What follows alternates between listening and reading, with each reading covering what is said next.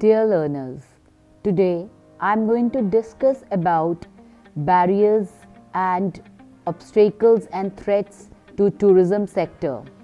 After this session, you will be able to understand barriers to travel, threats and obstacles. But before we begin this discussion, I would like to discuss with you and recapitulate what tourism is all about. Tourism industry is a very huge and a very prospering industry today. What is tourism phenomena? Tourism, according to UNWTO, is a phenomena in which people travel for fun, for business or for any other purpose for not less than 24 hours and not more than 365 days. That means a year. According to this definition, we will be able to understand what exactly tourism characteristics are. Number one, tourism is a temporary phenomena. The idea is that once you leave your home, your intention is to come back home. It is you have to leave your domicile and you are going out of the periphery of your own area where you are residing and you are going to an outside place. So distance is also very important in this definition. The other thing which is important is that what is the purpose of travel. So people travel for different reasons. Number one, the obvious reason that people want to take a break. They want to escape. They want a change from the routine drudgery. So they travel because they seek change. They seek pleasure in their leisure time. So the number one reason is traveling for leisure. So these travelers are also called as leisure travelers. The next reason why people travel across the world is that people travel for business also. Now we have to understand here that business here refers to MICE. MICE means meetings, incentives, conferences, exhibitions. So meetings across the world are happening. Different corporates organize different meetings across the world. So there are different destinations which are famous for MICE tourism or business tourism. Example, we have countries like UK, we have countries like USA, Germany. In India, example, we have Delhi, we have Hyderabad, which is the famous Hyderabad International Convention Center. In Delhi, we have the Pragati Maidan. So there are different places where these meetings are happening. The hotels also organize meetings. They can also be the venue besides these grounds where these meetings are organized, the trade fair grounds. Next are the incentives. So incentives means that they are company sponsored trips. So if you are doing well in your organization, in your business or in your company and you are a dealer or a distributor, so the company gives you a trip or you're an employee of the organization. So the company, when it is happy with your performance, it will be happy to give you a holiday, a sponsored holiday where you don't have to spend even a single penny, and right from beginning from your home to the time you come back home, everything is taken care by the company. So in the incentive trip, from your airlines flight to your hotels, to your sightseeing trip, to your visa fee, every entry fee of every attraction, everything is taken care by the company. So we have a lot of, if we talk about India, from India, a lot of corporates, they are offering these incentive trips to their employees in countries like Singapore. We have Indonesia, like in Indonesia we have Bali, we have Dubai. So these are the upcoming destinations, Malaysia, where people are traveling for various incentive trips. So that's one of the dimensions of or domains of business travel. Then we have conferences. So people are also traveling for attending conferences across the world. Like as I said earlier also, within India also you have a lot of places where you can organize the conferences. One important aspect of organizing a conference at any place is that it should have very well connectivity. You have to take care of 5 A's, that is accessibility. It should be well connected by flights, by trains, so that the delegates, business delegates, can reach out there very easily. Then we have the hotels, where the 5-star hotels, 4-star hotels, 3-star category hotels, which are giving very professional and personalized services to the clients, and they have all the facilities, like we talk about the meeting rooms, we talk about the various infrastructure or the things which are required, like projectors and all these things which are required for organizing the conferences. Then we have the next thing which comes as an amenities at the destination, obviously, which are important when the delegates visit. And you can also add on the leisure element. We'll discuss about that later, but let me complete the last E of this business tourism, that is exhibitions. So people are traveling across the world to attend exhibitions also. We have exhibitions happening across the country, across the world, pertaining to different industries.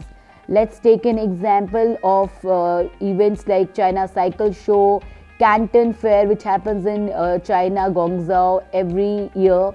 So these attract a lot of tourists to those places, where they get a good exposure of various what's going on in their field, in their trade, and they can exchange knowledge and they can gain a lot of information and also establish contacts and expand their existing network of business partners. So here we have discussed that when people travel for different reasons. Number one reason, as I discussed with you, was obviously the leisure reason, that people are travel for fun. We also can talk about 3 R's here, which means rest, which means relaxation, and which means rejuvenation. So somebody going for a spa, somebody just going to a beach to just relax there. So all these are leisure travelers who are just visiting destinations just to relax and have fun. So that's number one. Number two, we discussed about the business reasons as to why people travel. So we discussed about MICE aspect, which is meetings, incentives, conferences, exhibitions. Now when I go back to this definition of UNWTO again, so it talks about people are traveling for tourism, people are traveling for, that is for fun, for business, or any other purpose. So here what any other purpose means. So let me clarify here that any other purpose means it could be traveling for medical reasons. If you're not feeling well, so you have medical destinations across the world where you can get the best treatment in the best hospitals, having the best infrastructure. So you can visit those hospitals, we can visit those destinations, and there are medical tour operators who specialize in providing these medical packages for people who are in search for medical treatments, who actually need a medical treatment. Especially we have people in India is also a very upcoming medical destination, where we have world-class infrastructure, world-class doctors, English-speaking nurses, and very good hospitals where people are coming to get their treatments done, especially the knee replacement, the hip surgeries, and the dental treatment also, what we call as the dental tourism. People are coming from USA, UK, reason being, especially Middle East countries, reason being that there are a lot of the price is very high. In India it costs 1/10 the cost, which is also inclusive of your travel and your stay. So that's why one of the reasons for traveling is that people are traveling for medical purpose, people are traveling to destinations for seeing rural areas, like we talk about rural India, explore rural India. We talk about people are traveling for visiting the wildlife, people are traveling for doing special interest tours. So any other reason is any other reason, means that anything which is within the ambit of traveler, he may seek not only change or just to relax and have fun or coming for business, or but it can be any other reason as to why he's traveling to a destination. Till now we have discussed the basic definition of what tourism is about. So I am sure you are clear about what tourism is and what are the various reasons as to why people travel. So this, going by this definition, I further elaborate on the various motivations as to why people travel. The obvious reason we discussed earlier was that seeking a change from the routine drudgery, when people get bored out of the same lifestyle which they are having every 24/7. So they want to break that routine, they want escapism, they want to have a change of the place, they want to interact with new people, they want to imbibe and learn new values of new cultures. So they break free, so hence they travel. So that's one thing. When seeking a change is one of the major reasons or the motivations we can say people travel. Another motivation why people travel is when they have enough time. When they have time, they don't know what to do. So one of the obvious reasons for people indulging in tourism is that enough time, it pushes them. So as before also, I would like to say this, we start this discussion, the push and pull factors concept. So push factors which push you to leave your destination, and pull factor which attract you towards your destination. So push is having time, is a push factor which says that you have time, now you can go and experience at a new place and indulge in various activities and learn about that place when you travel to that destination. So the one of the push factors, as I discussed, was having a lot of time with you, having the resources, means the money, budget. People, when they have excess income, we call it discretionary income, they think of leaving the destination. They don't know what to do with the money. So they think one of the reasons of spending money, one of the ways of spending money, it could be that I spend in travel. Another factor which forces people to travel is when they see their other friends traveling to destinations. Right? So when they see others traveling to destinations, they are also charged. When they see people on the social networking sites posting their pictures like on Facebook and Instagram, so they also are motivated to travel to the same destination. So these are some of the push factors, and obviously the symbol of status. They want to show off that I've also been to this destination. The pull factor is how smart is that destination interacting those tourists. So the marketing activities or the way in which that destination market itself, that people want to travel to that destination. So these are the pull factors. One of them is the marketing strategies. So the idea is to create awareness among the people so that people travel. Example, Northeast states, they have not been fully explored. Why? What's the reason? They have a lot of pristine beauty, the nature is at its best, but still people are not aware as to how to reach there, what to see there, because they have not been promoted well enough. So awareness, creating awareness through marketing strategies is one of the very important aspects. And obviously the climate, that also pulls people to visit a destination.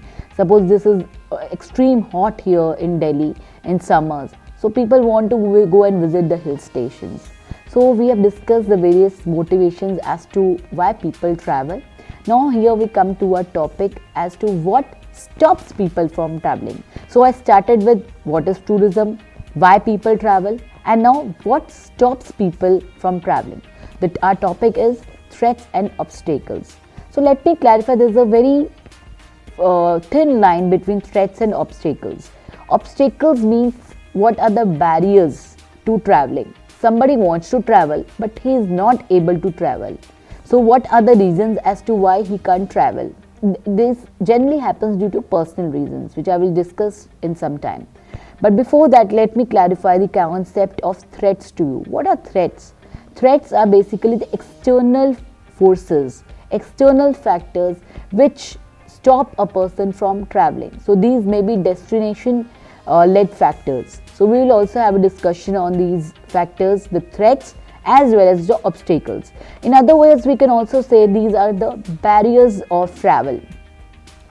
What I'm trying to say is the barriers, the threats, the obstacles, these are all the different terms which are used for telling us that people do not travel for varied reasons. So what are they? So number one reason is income.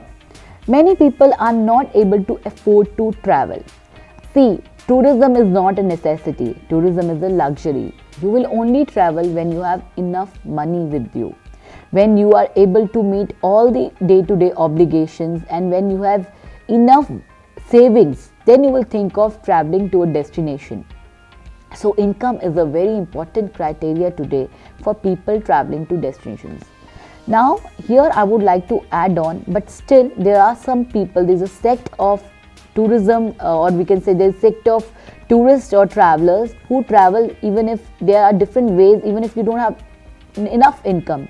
Example of such kind of travelers are backpackers who don't have much money, but then they will think of traveling to those destinations that are pocket friendly. Also, there is a new concept which has emerged in this, which you should know as students of tourism, that is couch surfing. So people are traveling, so they say that, you know, I am going to sponsor, when you come to my country, you can stay in my city, in my home. And the idea is that I would like to interact with you and want to learn about your culture. So you can come and stay at my place.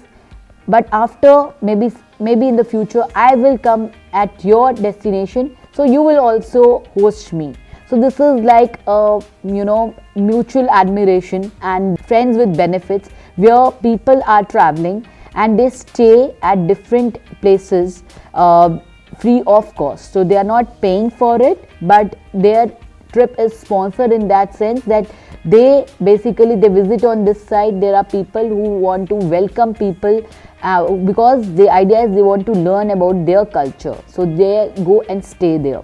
However, it has also its own set of cons, like families may not prefer this kind of travel, and this is a basic kind of travel. So maybe you will not get a very luxurious stay. So maybe people might not opt for it. So that's why I said the obvious reason is income. You should have enough discretionary income to travel to the place. So with income also comes the affordability of a destination. So maybe I want to travel to USA, but I don't have that much of money to travel to USA. Maybe I have that much spendings, like from India I can travel to Bali in Indonesia, or I can afford to travel to Thailand, because these are economical destinations as compared to visiting USA or Australia or UK. Here also, that's what I'm trying to tell you, is that the destinations, some destinations are very expensive. Like when we talk about the pound of UK, it is expensive, or about the dollar as compared to the rupee, or as compared to the Indonesian currency, or to this Thailand currency, the baht. So that's why we say that income is important, that if you are traveling to a destination, you must have enough income, that you have discretionary income, so that when you travel, you can spend on the accommodation, the transportation, on the amenities there, on the fooding there, on shopping there, on indulging in activities there. Obviously, you need money to travel to a destination. So that goes without saying. So the obvious reason and the first reason that I discussed with you, the barrier, the major barrier or the obstacle which stops a person from traveling to a destination, is the discretionary income. So when you don't have money, you cannot think of traveling. So when you meet your day-to-day expenditures and you have extra money, then you will think of traveling. Now let's come to the next aspect, that is time. Time is a very major constraint, especially for people who are, working professionals. So for working professionals, it is not easy to travel to a destination because they are working in various corporates, they don't have enough holidays, and also the time limit. That's why we have this concept of weekend getaways nowadays, because every time you can't afford to go on a big holiday, destinations which are far off and which are, we say, long haul destinations, or where you can spend around 20 days, 10 days, or a month also at a place. So time is a major factor. It's a constraint while traveling. You will only visit a destination when you have enough time with you, because that only makes sense of traveling, because you would like to spend, when you spend enough money on traveling, on transportation and stay, and then obviously you would like to spend some time exploring that destination, understanding what that destination is all about. So time is also a major constraint which stops people from traveling. So that's why here I would like to mention that there are various tour operators today who are basically selling weekend getaways. Like from Delhi, you want to travel to on a weekend.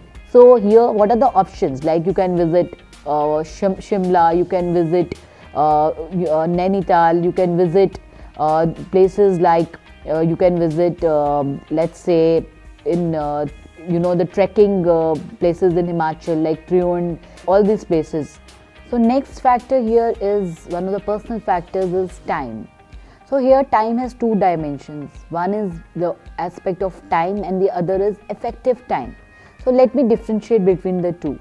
So first of all, time is that I must have enough time if I want to plan a holiday. If I want to visit a destination with money, I should have time. So one issue of time is majorly with working professionals. They have the appetite to travel, they have the hunger to travel these days. But the issue is of the time because they are working for various organizations which have very limited holidays for them. So they have to plan their holiday within that limited period of time. So one aspect is time, and also with time comes the distance. If I have 25 days example with me, so and I have enough money also with me, so then I will think of traveling to, if I have to travel abroad, I will think of traveling to USA, Australia, far off places, New Zealand. I can think of traveling to those places, or Europe also. But if I have very limited time with me, so I will think of traveling to places which are near my country. So probably Singapore, Malaysia would be my choice, Dubai would be my choice, Indonesia would be my choice, because they are near to my place of residence. And next aspect of time, as I said, was effective time. Effective time means time which is left out at the destination after travel time. So see, when you are traveling to destinations, obviously when you are, especially when I talk about traveling abroad, even within India. So if I have Dubai offers 5 days packages, generally 5 days packages there. 4 nights, 5 days is good enough. Or we take an example of Goa also, 4 nights, 5 days. But I want also to see when I'm traveling there, how much time is left for me after reaching an international destination. Like the travel time for USA, it might be 18 to 20 hours or maybe 24 hours also. Minimum is a 16 hours flight if you take a non-stop flight. And then also the jet lag which is there. So I will not immediately start exploring the places. So the effective time which is left out after the travel time and when I come back also. So the effective time which I can spend at that destination, that I should have enough good time with me, then only I can think of traveling. When I talk about India, thinking about going for 4 nights, 5 days, so Goa is an ideal choice. So like as I said, this here also, the distance also comes in within this discussion. Let's say, in example, I have limited time with me and I am in New Delhi and I have only a weekend with me. I am a working professional. So for 2 days, where I can travel? I can maximum travel to Agra, I can go to Jaipur, I can go for a trek in Himachal, and I can think of traveling to in Uttarakhand, various treks, and I can come back on Monday. I should be back for my work, but I can't think of traveling to Goa on a weekend. I can't think of traveling to Karnataka on a weekend. So here time is a major factor. So this is another constraint is the time. One must have good time with him when he's planning his holiday. So that's one aspect, and with time also comes the other factor, which is age. See, age is a very major factor, I must say. A small kid might also have an appetite for travel, but he or she can't travel unless he or she is accompanied by his parents. So, but when you are an adult, you can think of traveling. But as you age more and you become more senior, so you become as you age, so your mobility also decreases. So here the age factor, especially when we talk in the context of India. In India, the issue is that when people are in 60s and 70s, they don't think of traveling, and when they think of traveling, they only think of visiting the spiritual destinations, the pilgrimage destinations. So there for them, the travel, for Hindus it might be the Char Dham, it might be visiting various Jyotirlingas, and that is enough for them. Or for Muslims, it might be Makkah, Medina. So that's ultimate salvation for them. So various religions, like for Christians, it's Saint Basilica Church in Vatican. For Sikhs, it is, we can say, Gurudwara Hemkund Sahib, Golden Temple. So these are the places. So age in India, for people who are aging, they want to visit the pilgrimage destination. So that is their interest. But this is not the case with people who are staying in foreign countries. For them, they also, even if they are aging, they would be traveling for leisure. They might be visiting, maybe somebody staying in Europe, in the colder regions, he might visit Mediterranean just to relax in the beaches. So age is may not be a constraint, it may be a constraint. Again, it depends from person to person. Some people become more younger when they age. So for them, age is never a criteria. But here we are talking in generalization. So here age, especially in the context of India, people when they are aging, they are not mobile enough, their mobility decreases, so they are not able to travel enough. So there are a lot of various specialized tour operators who give packages for aging travelers. Like we have companies like who only deal in pilgrimage tours. As I said, that there are many tour operators who target different segments according to the age. So they segmentize also on the basis of age. So for example, as I discussed about the senior citizens, there are many tour operators who they offer pilgrimage packages to senior citizens in India. Likewise, we also have like Temple Yatri is one example. Likewise, we have many companies like EdTerra, which only caters to the students, the children who want to learn about the various science techniques, or they want to, maybe they want to go for an astronomical tour, like visiting, gazing the stars, visiting a destination to see the galaxy. So these are also the various tour operators who only deal with students. So here also I would like to add on that one kind of tourism which is also related to age, that is accessible tourism.